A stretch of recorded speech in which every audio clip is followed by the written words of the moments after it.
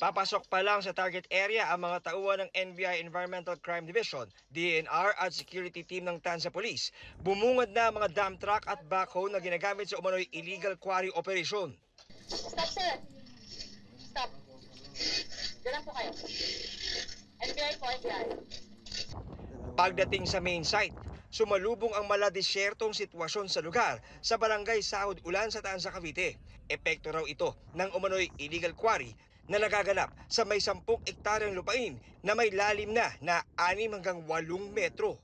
Imagine mo halimbawa meron kang 10 hectares na lupa tapos hinukay ng palalim ng mga 8 meters yung topsoil na wala na. Doon sa operation nila, wala silang papel.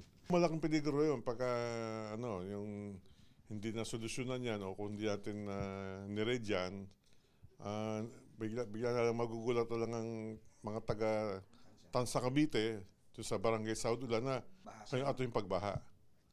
Sa kabuuan, 21 backhoe at 29 na dump truck ang nakumpiska sa operasyon.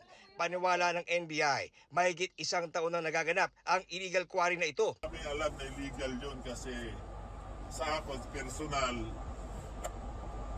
yung araw na yun palang ako pumasok, paano namin malalaman na illegal yun? Hanap buhay lang ang habol namin. Nagtatrabaho lang naman kami.